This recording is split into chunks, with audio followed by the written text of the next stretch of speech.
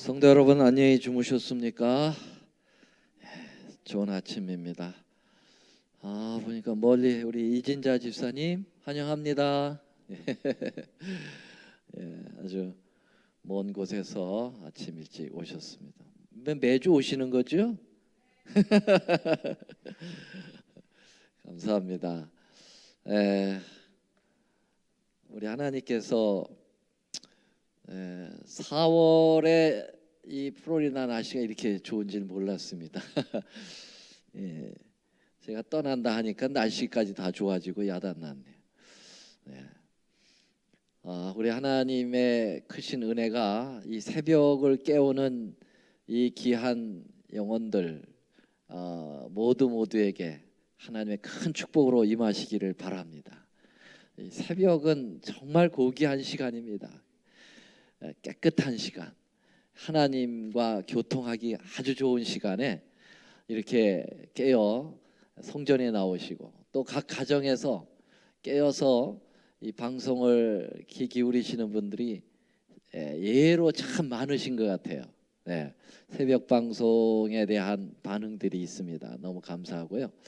자, 오늘은 19장으로 넘어갑니다. 여기까지 18장인데 그러나 그 내용은 연장선상에 있어요. 재림운동에 관한 것이 계속되고 있습니다만은 챕터는 넘어갔습니다.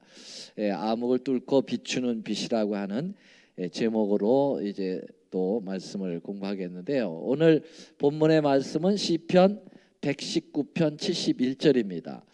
다 같이 한번 읽어보겠습니다. 시작. 고난 당한 것이 내게 유익이라. 이로 인하여 내가 주의 율례를 배우게 되었나이다. 고난 당하는 것이 유익이다. 동의하십니까? 동의하기 쉽지 않지요. 고난 당할 때는 이거 왜 나에게 이런 일이 오나. 어떤 때는 짜증도 나고 하나님이 날 버리시는 건가? 하나님 뭐 하고 계시지? 막 이렇게 생각할 때가 많잖아요. 고난이. 그런데 오늘 말씀을 들어보면 고난이 굉장히 우리 삶에 더 유익이 된다는 거죠. 그리스도인들은 고난의 학교를 통과해야 됩니다. 그렇죠? 결코 고난은 우리에게 손해를 끼치는 것이 아니에요. 우리 주님의 뜻대로 살려고 할 때 고난이 옵니다. 이게 필수 과목이에요. 그래서 오늘 말씀은 우리가 계속해서 이제 재림운동에 대한 이야기 지금 하고 있는데요. 이 성소가 정결함을 입으리라 2300주야까지 이것을 이제 밀러가 해석을 했죠. 발견을 하고 그리고 1818년에 이제 처음 그가 이것을 깨달았죠. 그러나 자격지심 때문에 전하지 못하고 5년을 더 연구를 해서 확실한가를 더 검토를 했다고 했고요. 그래도 자신이 서질 않아서 8년을 더 망설이다가 1841년에 드디어 누가 와서 자기에게 말씀 전해달라고 하면 전해주겠다라고 하는 마음의 그러한 하나님과의 나름대로 서원을 한 거죠. 근데 하나님께서 그거 서원을 들으시고 바로 30분 만에 조카를 보내가지고 와서 복음을 전하라.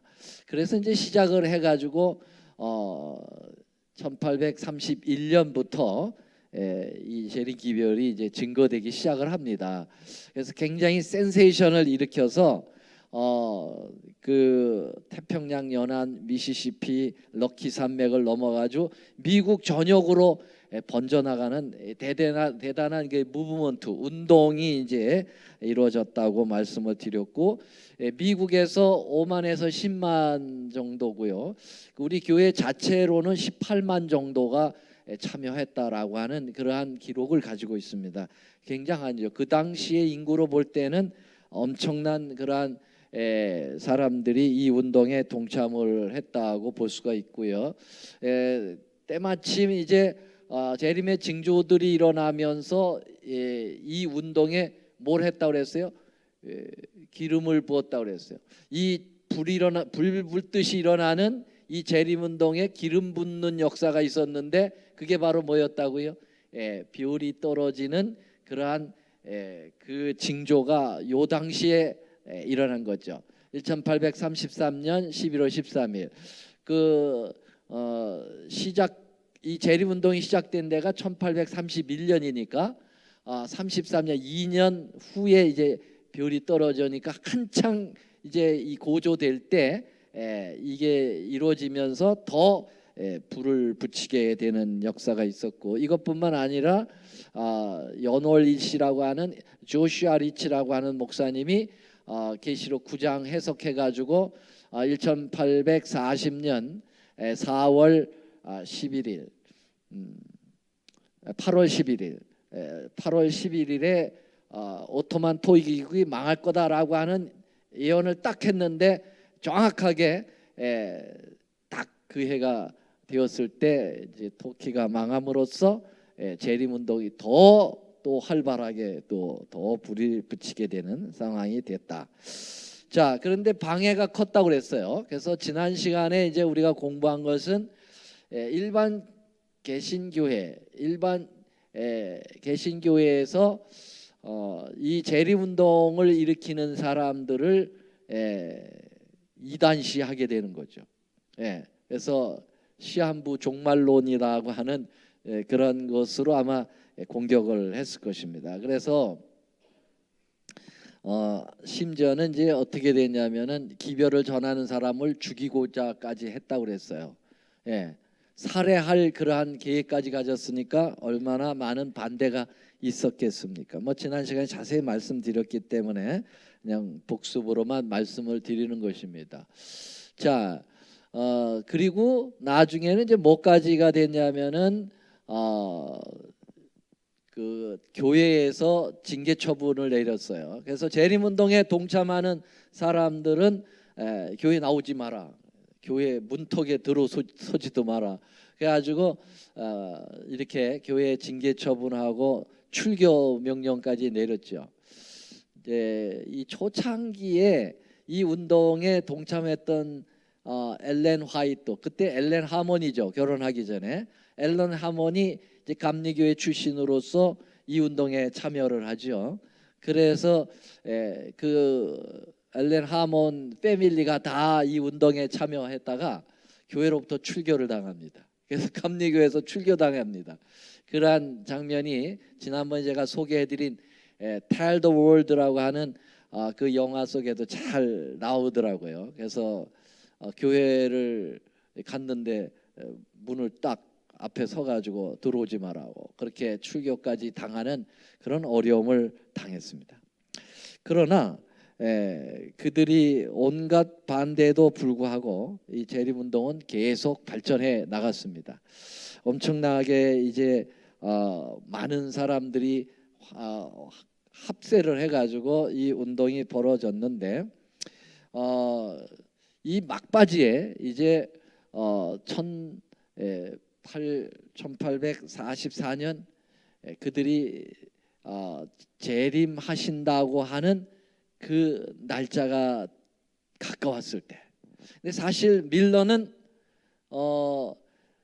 1844년까지 그 연도 2300주야라고 하는 그것을 계산했을 때 457년서부터 계산해 보니까 1844년이 나왔고, 성소가 정결하게 된다라고 하는 것을 이 지구가 깨끗하게 되는 것으로 생각해 가지고, 지구가 깨끗하는 것은 예수님이 오셔가지고 이 재림을 하심으로써 지구를 심판하고 우리를 데리고 하늘로 가실 거다, 그것으로 이제 해석을 했기 때문에 1844년에 예수님이 재림하신다라고 하는 것은 그가 이야기했어요.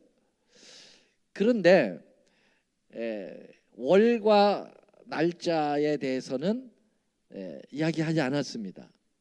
성경에 보면 주의 오심이 그 어느 때에 오실는지 모른다 하는 것을 밀러는 연도까지는 하나님 허락하셨다고 생각을 했고요. 그 다음에 달하고 날짜에 대해서는 모른다 성경의 예언을 그렇게 받아들였어요. 그런데 스노우라고 하는 또 감리교 출신이 제가 그 정확하게 어느 교회 출신인지 모르겠지만 스노우라고 하는 목사님이 절기를 연구했어요. 그 당시에 유대 7대 절기를 연구해 보니까 아시는 대로 유월절, 그 다음에 무교절, 그 다음에 요제절, 오순절, 이게 봄절기고요. 이게 이제 초림에 관한 예언이잖아요. 그래서 유월절에서 이제 십자가가 성취되었고, 무교절에서 예수님 무덤에 계신 거 안식일, 그 다음에 요제절에서 3일 만에 이제 부활하시는 부활로 성취가 되었고, 거기로부터 50일 만에 이제 오순절이 왔는 것은 그것은 성령 강림으로 이제 해서 초림의 역사가 다 성취가 되었고요. 그 다음에 이제 길고 지루한 여름이 이제 오지요. 그것은 중세 암흑기 시절을 1260년의 긴 세월을 얘기했고요. 그 다음에 이제 가을절기로 들어서 나팔절은 이제 재림운동으로 본 거고요. 왜냐하면 나팔은 예수님이 재림할 때 불기 때문에 요거는 이제 예수님 오시기 전에 나팔을 불어서 알린다고 해서 재림운동이 바로 나팔절 7월 1일서부터 시작되는 나팔절로 적용을 했고요. 그 다음에 7월 10일 나팔절이 불로부터 10일이 지난 7월 10일에는 대속죄일이 옵니다. 용키프로. 대속죄일에 이제 뭐가 이루어지냐면은 대제사장이 성소에 들어가 지성소에 들어가서 성소를 정결하게 하는 일을 그때 하는 거죠. 그러니까 이 스노우 목사님이 어떻게 생각하냐면은, 자, 그러면은 예수님이 1844년에 재림하시는데 그러면 몇 월 며칠에 오느냐? 이건 대속죄일에 딱 적용이 되기 때문에 대속죄일 그 기간에 오신다, 그렇게 생각을 했어요. 그래서 대속죄일이 있는 7월 10일을 연구해 보니까 현대력으로, 그건 유대력이에요. 유대력에서 현대력으로 잡아보니까 10월 22일이 걸리는 것입니다. 그래서 10월 22일에 예수님이 재림을 하실 것이다 라고 하는 스노우 목사님의 확신이 있었어요. 그래서 밀러에게 와가지고 얘기합니다. 밀러 그때 당시만 해도 그 설교할 수 있는 그 권한을 침례교회로부터 받았기 때문에 밀러를 목사님이라고 호칭을 했던 것 같아요. 그래서 이렇게 날짜가 이렇게 절기를 연구해 보니까 10월 22일이 있는데 이것을 채택해야 됩니다. 밀러는 처음에는 안 받아들였다고 했습니다. 그런데 계속해서 그 재림 운동을 일으킨 동참하는 목회자들이 이 부분에 대해서 동의를 하면서 밀러를 압박을 했습니다. 그래가지고 밀러가 1844년 10월 22일이 되기 전 그것을 받아들여서 수용을 하게 되고, 그러나 아주 적극적으로 받아들인 건 아니에요. 그래서 어쨌든 찜찜하지만은 받아들였어요. 그래가지고 그날을 날짜를 잡는 오류를 범하게 되게 되었습니다. 자, 이렇게 되는 가운데 이제 10월 22일이 가까울 때 모든 밀러주의자들의 특별 행동이 시작됐습니다. 그건 뭘까요? 장사하던 모든 상점문을 다 닫아버리고, 그리고 직장 생활하던 사람들이 다 기업했습니다. 그래서 직업을 다 내놓고 이제 사퇴를 하고, 그럼 뭐 할까요? 이제 얼마 남지 않은 예수님의 재림의 날이라고 확신을 했으니까 그들은 직장을 더 다녀서 뭐 하느냐, 또 상점을 열어서 뭐 하느냐 이거예요. 그래서 그 다 닫고 거기에 나오는 상점에서 그것을 이제 팔고, 또 직장에서 받은 퇴직금 이런 걸 가지고 전도지를 사가지고 계속 뿌리는 거죠. 또 야영회를 더욱 더 많이 만들어 가지고 이 그 장막부흥회죠. 장막부흥회를 이렇게 해서 함께 연합으로 기도회를 끊임없이 하게 되고 그 부흥회에서 많은 도네이션들이 들어와서 그 도네이션이 얼마나 많이 들어왔겠어요. 곧 예수님이 오신다고 그랬는데 거기에 이제 믿고 참여하는 사람들이 가지고 있는 재산이 있으면 뭐 합니까? 다 갖다 내는 거죠. 그래서 그거 가지고 계속해서 가난한 자들을 끝까지 돕는 일들도 하고요. 그리고 끝까지 빚을 지고 하늘에 갈 수 없다. 그래서 빚을 진 사람들을 찾아가지고 다 빚을 탕감시켜 주었어요. 그리고 가난한 자들에게 이제 먹을 것을 나눠주고 전도지의 그 모든 비용을 다 사용을 하게 되었습니다. 심지어 이제 농사를 짓는 사람들이 10월 22일이면은 가을이잖아요. 그렇죠? 추수 때이기 때문에 추수를 했을까요, 안 했을까요? 안 했습니다. 추수해봐야 뭐 합니까? 하늘에 갈 건데. 그분들의 확신이 그랬어요. 그때 당시에 얼마나 강렬했는지. 그래서 추수 때에 이제 곡식들이 다 무르익었는데 낫을 대지도 않는 것입니다. 이때에 네 단어가 상징적으로 아주 활성화됐다. 네 단어가 뭐냐? 대망. 대망이 뭐죠? 대망. 큰 소망.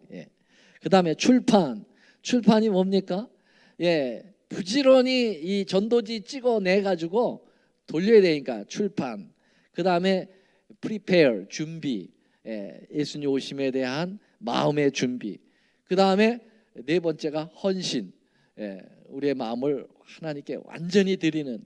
그래서 정말 그 이 네 단어가 1844년 10월 22일 그 얼마 남겨두지 않은 그 당시에 아주 특징적인 단어가 이 네 단어였다. 그렇게 이야기를 하고 있습니다. 자, 드디어 1844년 예수님이 재림하리라고 그들이 믿었던 10월 22일이 되었습니다. 아침부터 기다렸을까요?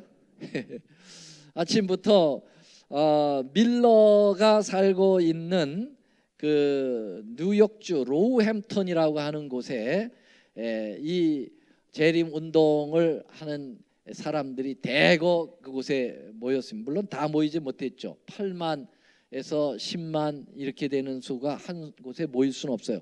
각 곳에서 재림을 기다리고 있었고요.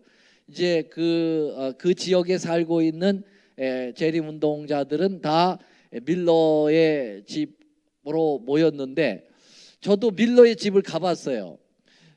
윌리엄 밀러 집을 가봤는데 윌리엄 밀러 집 그 앞에 상수리 나무 숲이 있고 그 숲을 지나서 조금만 가면은요 바위가 굉장히 넓은 바위가 제가 지금 기억으로는요 이 예배당 한 3개 정도의 바위가 널따란 바위가 이렇게 있고 앞이 탁 트여 있어요. 하필 그런 게 있더라고요. 그래서 밀러의 그 운동에 동참한 사람들이 그 바위에 다 모였어요. 그리고 동쪽 하늘을 향하여서 예수님 오실 때를 기다리는 거예요. 그래서 그 바위를 가리켜서 일명 승천바위다. 이제 여기서 승천하겠다.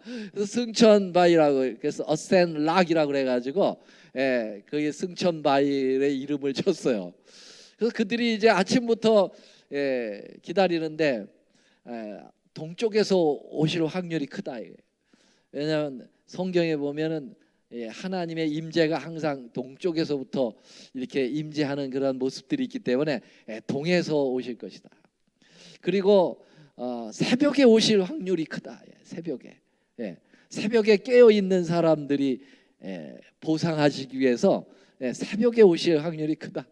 그래서 거의 지난 밤잠을 거의 자지 않고 새벽에 깨어서 아침 동이 틀 때 주님이 오실까 그리고 기다렸던 거죠. 오셨습니까? 해가 중천에 떴는데, 해가 정오에 정수리 위에 떴는데 아무 징조도 없는 거예요. 초조해지기 시작합니다. 몰라, 저녁에 오실 수도 있어. 그 열처녀 비유에 보면은 신랑이 언제 와요? 밤중에 온다고 그랬거든. 그러니까는 좀 늦을 수 있어 그날. 그래서 그들은 아직도 희망을 걸고 저녁까지 갑니다. 해가 뉘엿뉘엿 넘어가는 황혼해졌는데도 아무런 기색이 없어요. 하늘에 백마를 타고 오실 예수님을 생각했는데 아무런 기색이 없습니다. 해가 꼴까닥 넘어갔어요. 정말 밤중에 오시나 보다.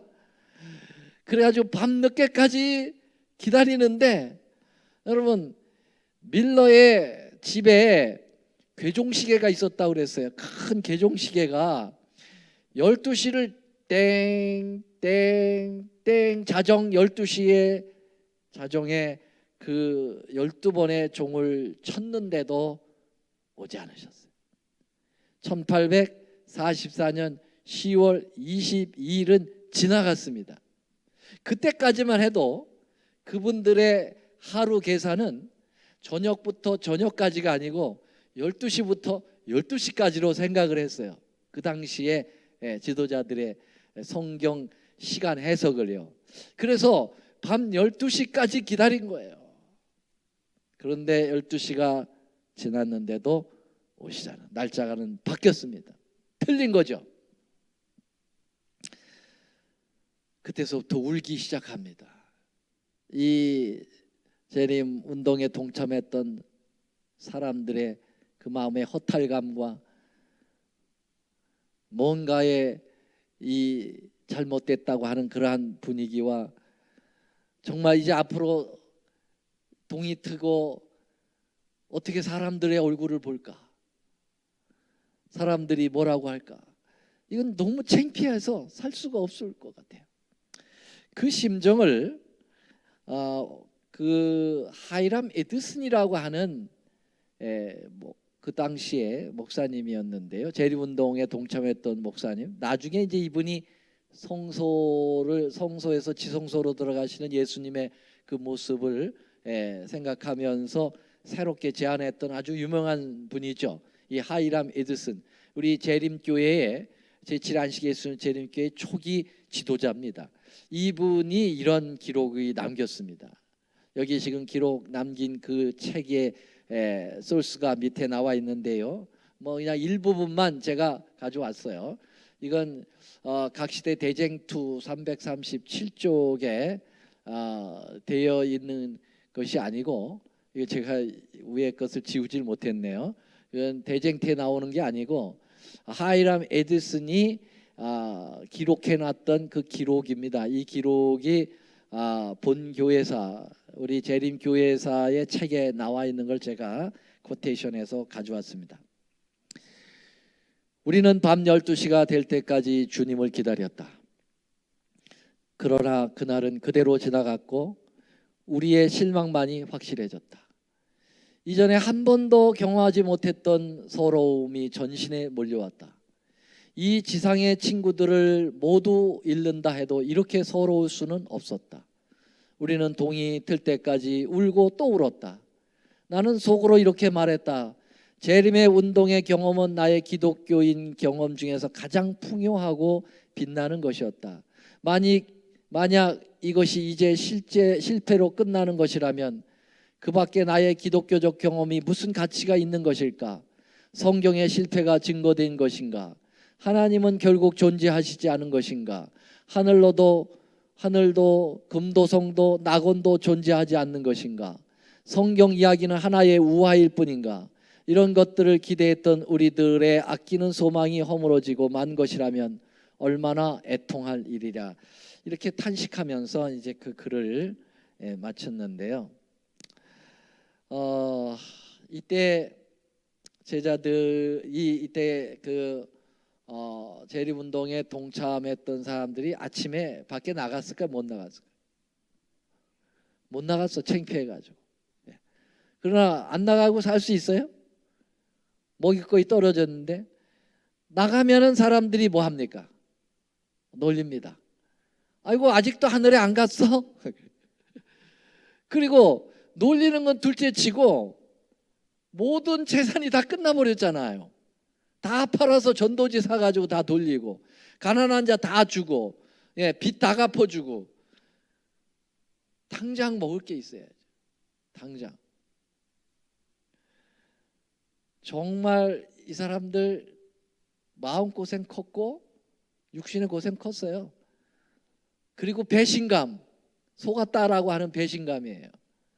그래서 다 떠나갑니다. 어떤 사람은 아예 신앙을 버려버리기도 하고 어떤 사람은 다시 옛 교회로 다 돌아갑니다. 다 떨어져 나갔어요. 거의 남은 사람은 50에서 100명 정도 손가락에 남았어요. 그 사람들은 이거는 성경 해석은 틀림없는데 적용이 잘못됐다고 생각한 거죠. 뭔가 우리가 적용을 잘못했지 성경을 잘못 푸는 건 아니다라고 생각하고 더 성경의 연구에 더 몰입한 사람들이 진짜 남은 무리들이죠. 사실은요. 예. 사실 이런 시련들을 통해서 하나님께서 이것을 의도했다고 각 시대 대쟁투에는 이야기합니다. 이 실망이 하나님의 의도된 것이다라는 것입니다.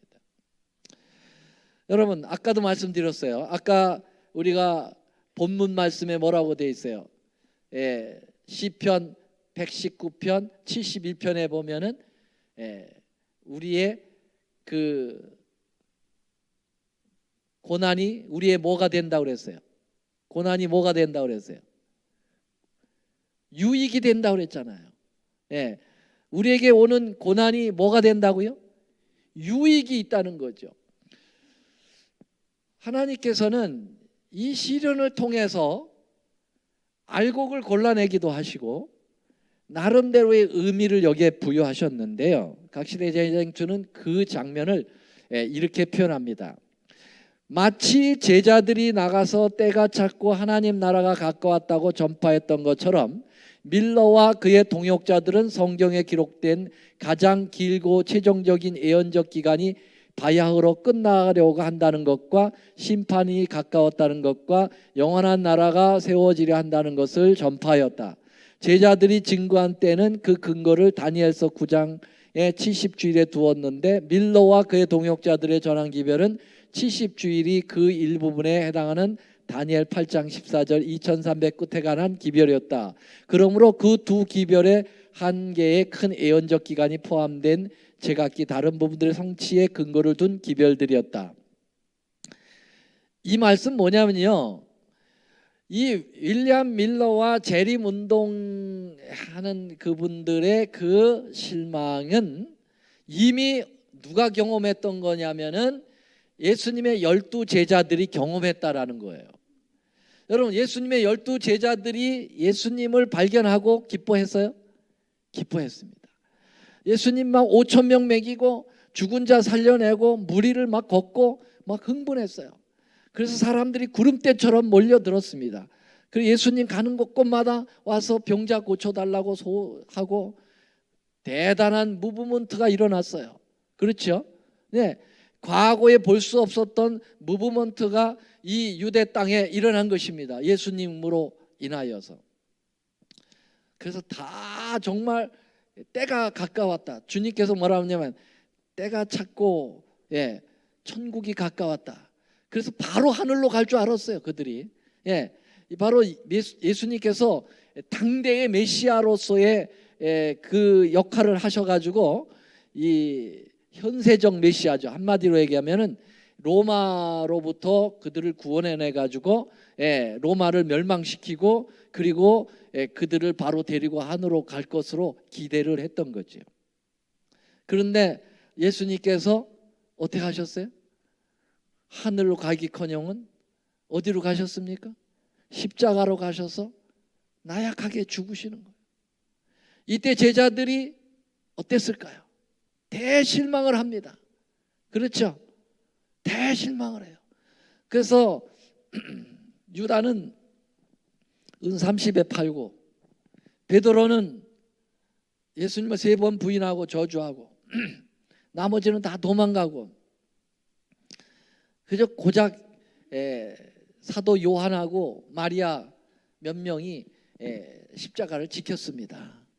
나머지 다 도망가 버렸어요. 마태복음 26장 56절에 보면은 줄을 버리고 다 도망갔다고 그랬어요. 제자들이.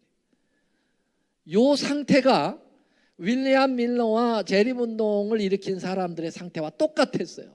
대단한 운동이 일어나고 그리고 대실망을 겪고 남은 무리들이 있었다고 하는 사실이죠.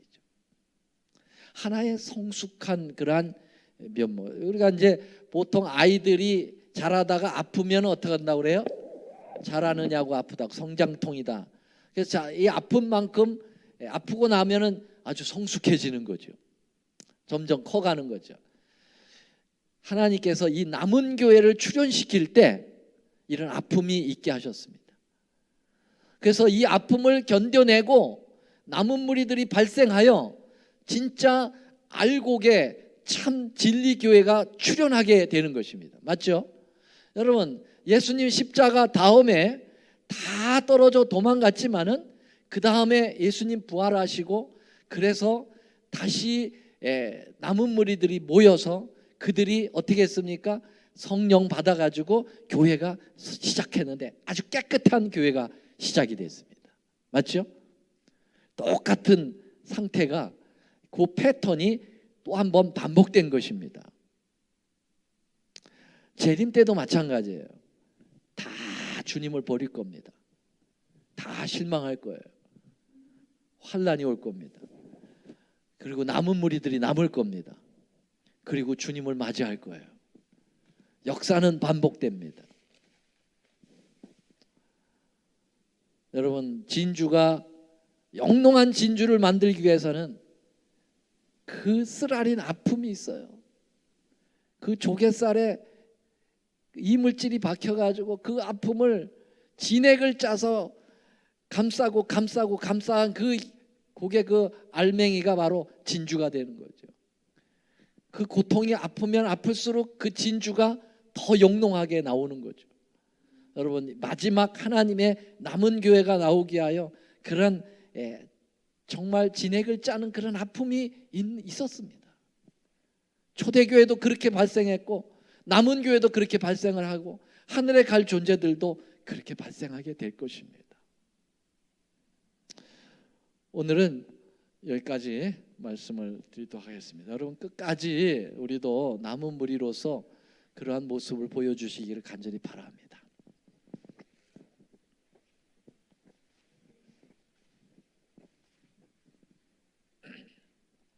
지금 개인 기도 시간입니다. 우리 교회 행복한 교회가 되기를 기대해 주시고요. 우리 성전 리모델링 계획이 아직도 시연되고 있는데 여러분들 기대해 주시기 바랍니다. 건강 회복을 위해서 김주일, 김기철, 김진열, 김승환, 임광정, 윤정범, 이대범, 이은서, 주병록, 김정구, 홍승현 이분들을 위해서 기도해 주시기 바랍니다. 우리 또 세계 선교 또 그 조국 북한 선교를 위해서 기도해 주시고요. 코로나 바이러스가 빨리 또 끝내기를 위해서 기도해 주시기 바랍니다. 우리 청년부의 새로운 그 청년부 목사님이 오셨는데 여러분들 앞으로 그 목사님 위해서 기도해 주시기 바랍니다. 오늘 일요일에 해당되는 가정을 위해서도 기도해 주시기 바랍니다. 그럼 다 같이 일어나셔서 마치는 준비 부르시겠습니다.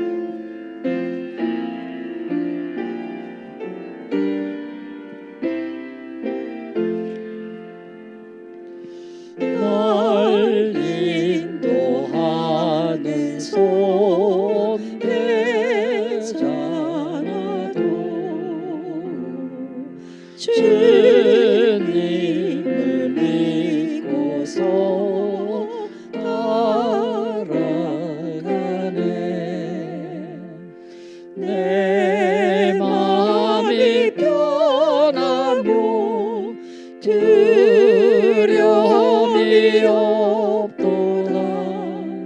주 뜻을 행함이 내 원일세.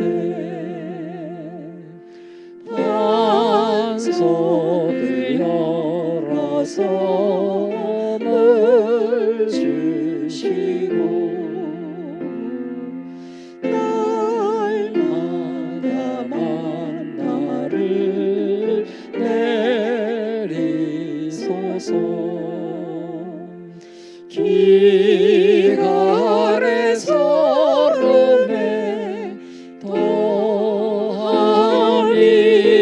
있으랴. 믿으면 주시마 말씀했네. 마라의 순경 당할 때면 마시기 두려워 부르짖네. 큰 가지 되신 주 날 도와주실 때 잔잔한 쓴맛은 사라지네. 주 함께 동행길 원하오니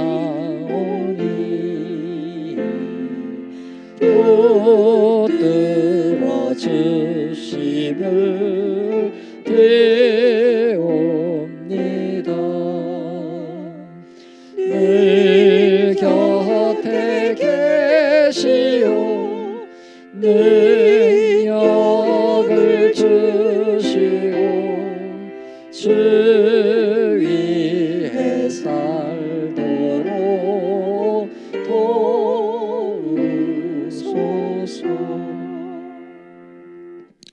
사랑의 아버지, 주의 오심을 기다리는 마음이 재림운동을 일으켰던 사람들의 마음에 강렬했습니다. 물론 그들이 대실망을 겪었고 그리고 그 아픈 만큼의 성숙으로 남은 교회가 조성되었지만은 주님, 우리도 재림을 기다리는 마음이 갈급할 수 있도록 도와주시옵소서. 이 땅에서 천년 만년 살 것처럼 살지 말게 하시고 이 땅은 나그네처럼 광야길처럼 지나가는 땅이라고 하는 사실을 기억하고 잠시 잠깐 후면 오시리가 오신다고 하는 그 놀라운 확신을 잊어버리지 않도록 도와주시옵소서. 예수님의 이름으로 간절히 기도드리옵나이다. 아멘.